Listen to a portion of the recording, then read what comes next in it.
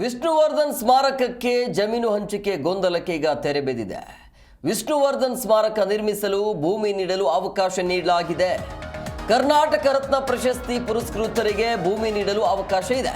ಹಂಗಾಗಿ ಕರ್ನಾಟಕ ರತ್ನ ಪ್ರಶಸ್ತಿ ಮೂಲಕ ವಿವಾದಕ್ಕೆ ತೆರೆ ಎಳೆದಿರುವಂಥದ್ದು ರಾಜ್ಯ ಸರ್ಕಾರ. ಒಳ್ಳೆಯ ನಿರ್ಧಾರನೇ ಇದು. ಒಬ್ಬ ನಟರಿಗೆ ಈ ರೀತಿಯಾಗಿ ಅವಮಾನ ಮಾಡೋದು ಎಷ್ಟು ಮಟ್ಟಿಗೆ ಸರಿ ಅನ್ನುವಂಥ ಚರ್ಚೆಗಳು ಆಗ್ತಾ ಇತ್ತು. ಅವರ ಅಭಿಮಾನಿಗಳಿಗೆ ಬೇಸರ ಕೂಡ ಇತ್ತು.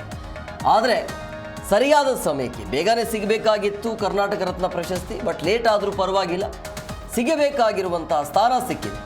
ಸೊ ಈಗ ಕರ್ನಾಟಕ ರತ್ನ ಪ್ರಶಸ್ತಿಯ ಮೂಲಕ ವಿವಾದಕ್ಕೆ ತೆರೆ ಎಳೆಯುವಂಥ ಕೆಲಸವನ್ನು ರಾಜ್ಯ ಸರ್ಕಾರ ಮಾಡಿದೆ. ವಿಷ್ಣು ಅವರ ಅಂತ್ಯ ಸಂಸ್ಕಾರ ಎಲ್ಲಿ ಆಯ್ತಲ್ಲ ಅದೇ ಜಾಗದಲ್ಲಿ ಸ್ಮಾರಕಕ್ಕೆ ಅವಕಾಶ ನೀಡಲಾಗಿದೆ. ವಿಷ್ಣುವರ್ಧನ್ ಮೇಲಿನ ಪ್ರೀತಿ ನಿಜವಾಗ್ಲೂ ಕೂಡ CM ಸಿದ್ದರಾಮಯ್ಯನವರ ಒಂದು ನಿರ್ಧಾರ ಇದೆಯಲ್ಲ, ಇಲ್ಲೇ ಗೊತ್ತಾಗತ್ತೆ ಎಷ್ಟು ಅಭಿಮಾನ ಇತ್ತು ಅಂಥೇಳಿ. ಅಭಿಮಾನದ ಪ್ರತೀಕವಾಗಿ ಸ್ಮಾರಕ ಹಾಗೂ ಪ್ರಶಸ್ತಿ ಘೋಷಣೆ ಆಗಿದೆ. ಸೊ ಇವತ್ತು ಸುದ್ದಿಗೋಷ್ಠಿಯಲ್ಲಿ ಎಲ್ಲ ವಿವರವನ್ನು ಪ್ರಕಟಿಸುವಂಥ ಸಾಧ್ಯತೆ ಇರುತ್ತೆ. ತುಂಬ ವರ್ಷಗಳ ನಿರೀಕ್ಷೆ ಇತ್ತು.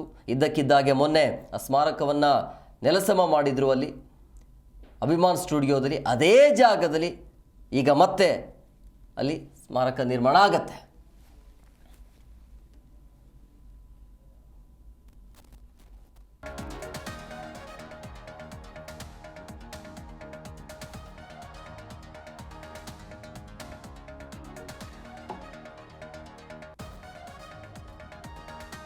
ಇವಾಗ ಮತ್ತಷ್ಟು ಮಾಹಿತಿ ನೀಡುತ್ತಾರೆ ನಮ್ಮ ಪ್ರತಿನಿಧಿ ರಾಜಪ್ಪ ಸುತ್ತೂರು. ಫೋನ್ ಸಂಪರ್ಕದಲ್ಲಿದ್ದಾರೆ.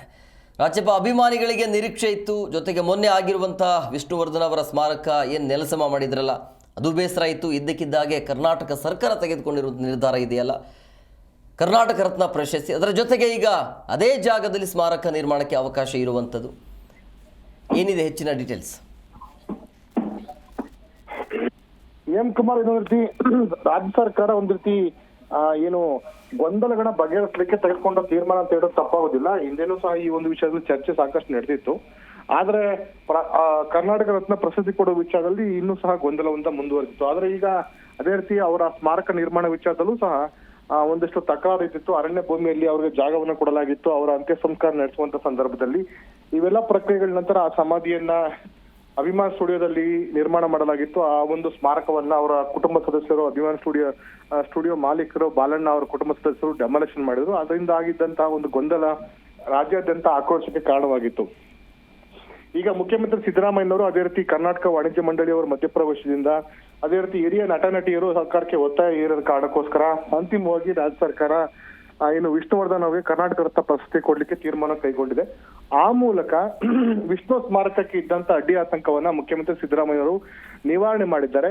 ಅರಣ್ಯ ಭೂಮಿ ಮತ್ತು ಕಂದಾಯ ಭೂಮಿ ಮತ್ತು ಗುತ್ತಿಗೆ ಭೂಮಿಯನ್ನ ದುರುಪಯೋಗ ಮಾಡಿಕೊಂಡ ಒಂದು ಕಾರಣಕ್ಕೋಸ್ಕರ ಅಭಿಮಾನ್ ಸ್ಟುಡಿಯೋಗೆ ನೀಡಿದಂತ ಗುತ್ತಿಗೆ ಕರಾರನ್ನ ರದ್ದು ಮಾಡಿ ಆ ಭೂಮಿಯನ್ನ ಅರಣ್ಯ ಇಲಾಖೆ ವಶಪಡಿಸಿಕೊಳ್ಳಕ್ಕೆ ಕಂದಾಯ ಇಲಾಖೆಗೆ ಪತ್ರವನ್ನು ಬರೆದ ನಂತರ ಅದರಲ್ಲಿ ಆ ಭೂಮಿಯನ್ನ ಕೊಡ್ಲಿಕ್ಕೆ ಬರಲ್ವಾ ಅಂತ ಗೊಂದಲ ಇತ್ತು. ಯಾಕಂತಂದ್ರೆ ವಿಷ್ಣುವರ್ಧನ್ ಅವರು ಸೆಪ್ಟೆಂಬರ್ 17ಕ್ಕೆ ಅವರ 75ನೇ ವರ್ಷ ಏನು ಅಮೃತ ಮಹೋತ್ಸವ ಏನು ಎದುರಾಗ್ತಾ ಇದೆ. ಆ ಒಂದು ಹಿನ್ನೆಲೆಯಲ್ಲಿ ಅವರ ಸ್ಮಾರಕವನ್ನ ಮತ್ತು ಅವರಿಗೆ ಕರ್ನಾಟಕ ರತ್ನ ಪ್ರಶಸ್ತಿಯನ್ನು ಕೊಡಬೇಕು ಅಂತ ಅನ್ನೋದು ಲಕ್ಷಾಂತರ ಅಭಿಮಾನಿಗಳ ಮತ್ತು ಕರ್ನಾಟಕದ ಏನು ಕಲಾವಿದರ ಅದೇ ರೀತಿ ರಾಜ್ಯದ ಜನತೆಯ ಒಂದು ಒತ್ತಾಯ ಆಗಿತ್ತು. ಅದಕ್ಕೆ ಅಂತಿಮವಾಗಿ ಸರ್ಕಾರ ಒಪ್ಪಿಗೆ ಕೊಟ್ಟಿದೆ. ವಿಶೇಷ ಅಂದ್ರೆ ಈ ಒಂದು ಅರಣ್ಯ ಭೂಮಿಯಲ್ಲಿ 10 ಕುಂಟೆ ಜಾಗವನ್ನು ಕೊಡಿ ಅಂತ ಭಾರತಿ ವಿಷ್ಣುವರ್ಧನ್ ಅವರು ಮತ್ತು ಅವರ ಅಳಿಯ ಅನಿರುದ್ಧ ಅವರು ಮುಖ್ಯಮಂತ್ರಿಗೆ ಮನವಿಯನ್ನು ಮಾಡಿದ್ರು. ಅದೇ ರೀತಿ ಹಿರಿಯ ನಟಿ ತಾರಾ ಅನುರಾಧ ಅದೇ ಜಯಮಾಲ ಅವರು ಸಹ ಮುಖ್ಯಮಂತ್ರಿ ಮತ್ತು DCM ಅವರಿಗೆ ಮನವಿಯನ್ನು ಕೊಟ್ಟು ಆ ಜಾಗವನ್ನ ಕೊಡಿ ಮತ್ತು ಕರ್ನಾಟಕ ರತ್ನ ಪ್ರಶಸ್ತಿಯನ್ನು ಘೋಷಣೆ ಮಾಡಿದ ಡಿಮ್ಯಾಂಡ್ ಅನ್ನು ಇಟ್ಟಿರು. ಕರ್ನಾಟಕ ವಾಣಿಜ್ಯ ಮಂಡಳಿ ಸಹ ಡಿಮ್ಯಾಂಡ್ ಅನ್ನು ಇಟ್ಟಿತ್ತು. ಇವೆಲ್ಲ ಹಿನ್ನೆಲೆಯಲ್ಲಿ ಮುಖ್ಯಮಂತ್ರಿ ಸಿದ್ದರಾಮಯ್ಯ ವಿಶೇಷವಾಗಿ ಮೈಸೂರಿನವರಾಗಿದ್ದ ಕಾರಣಕ್ಕೋಸ್ಕರ ವಿಷ್ಣುವರ್ಧನ್ ಅವರ ಬಗ್ಗೆ ಅಭಿಮಾನ ಇರುವ ಕಾರಣಕ್ಕೋಸ್ಕರ ಹಿಂದೆನೆ ಆಗ್ಬೇಕಾಗಿತ್ತು ಈ ಒಂದು ಪ್ರಕ್ರಿಯೆ. ಹಾಗಾಗಿ ತಡವಾಗಿದೆ.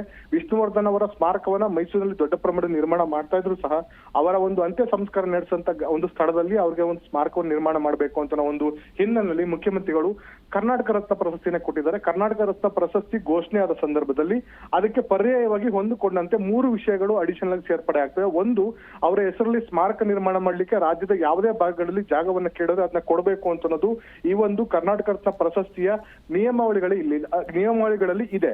ಹಾಗಾಗಿ ಅವ್ರಿಗೆ ಕರ್ನಾಟಕ ರತ್ನ ಪ್ರಶಸ್ತಿ ಕೊಡುವ ಮೂಲಕ ಅವರ ಸ್ಮಾರಕ ನಿರ್ಮಾಣ ಮಾಡ್ಲಿಕ್ಕೆ ಇದ್ದಂತಹ ಕಾನೂನಾತ್ಮಕ ಮತ್ತು ಈ ಒಂದು ತಾಂತ್ರಿಕ ಅಡ್ಡಿಗಳನ್ನ ಮುಖ್ಯಮಂತ್ರಿಗಳು ಮತ್ತು ಸರ್ಕಾರ ಸರಿಪಡಿಸಿದೆ ಅಥವಾ ಅದನ್ನ ಸರಿಪಡಿಸುವ ಮೂಲಕ ಅವರಿಗೆ ಸ್ಮಾರಕ ನಿರ್ಮಾಣಕ್ಕೆ ಮತ್ತು ಕರ್ನಾಟಕ ರತ್ನ ಪ್ರಶಸ್ತಿ ಕೊಡ್ಲಿಕ್ಕೆ ಅದು ಕಾರಣೀಭೂತವಾಗಿದೆ. ಇನ್ನು ಎರಡನೇ ವಿಷಯ ಅಂತಂದ್ರೆ ಇವರ ಸ್ಮಾರಕ ನಿರ್ಮಾಣದ ಜೊತೆಗೆ ಅವರ ಹೆಸರಲ್ಲಿ ಪ್ರಶಸ್ತಿ, ದತ್ತಿ ಪ್ರಶಸ್ತಿ ಇರ್ಬೋದು ಅಥವಾ ಬೇರೆ ಬೇರೆ ಕಾರ್ಯಕ್ರಮ ಆಯೋಜನೆ ಮಾಡ್ಲಿಕ್ಕೂ ಸಹ ಸರ್ಕಾರಕ್ಕೆ ಅವಕಾಶವನ್ನ ಕಲ್ಪಿಸಲಿಕ್ಕೆ ಈ ಒಂದು ಕರ್ನಾಟಕ ರತ್ನ ಪ್ರಶಸ್ತಿ ನಿಯಮಾವಳಿ ಅವಕಾಶವನ್ನ ಕೊಡ್ತಾ ಇದೆ.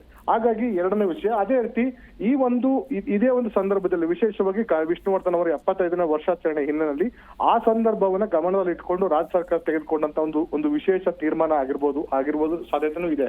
ಹೀಗಾಗಿ ಮುಖ್ಯಮಂತ್ರಿಗಳೇ ನಿನ್ನೆ ಈ ಒಂದು ವಿಷಯವನ್ನ ಪ್ರಕಟ ಮಾಡ್ಬೇಕು ಅಂತ ತೀರ್ಮಾನ ಕೈಗೊಂಡಿದ್ರು. ಅದು ಅಂತಿಮವಾಗಿ ಸ್ಪೀಕರ್ ಕಾನ್ಫರೆನ್ಸ್ ಇರೋ ಕಾರಣಕ್ಕೋಸ್ಕರ ಅವ್ರಿಗೆ ಲೋಕಸಭಾ ಸ್ಪೀಕರ್ ಓಂ ಬಿರ್ಲಾ ಅವರು ಮುಖ್ಯಮಂತ್ರಿ ಅವರನ್ನು ನೇರವಾಗಿ ಭೇಟಿ ಮಾಡ್ಲಿಕ್ಕೆ ಅವರ ಕಚೇರಿಗೆ ಬಂದ ಕಾರಣಕ್ಕೋಸ್ಕರ ಈ ಒಂದು ಪತ್ರಿಕಾಗೋಷ್ಠಿಗೆ ಅವರು ಹಾಜರಾಗಲಿಕ್ಕೆ ಸಾಧ್ಯವಾಗಿಲ್ಲ.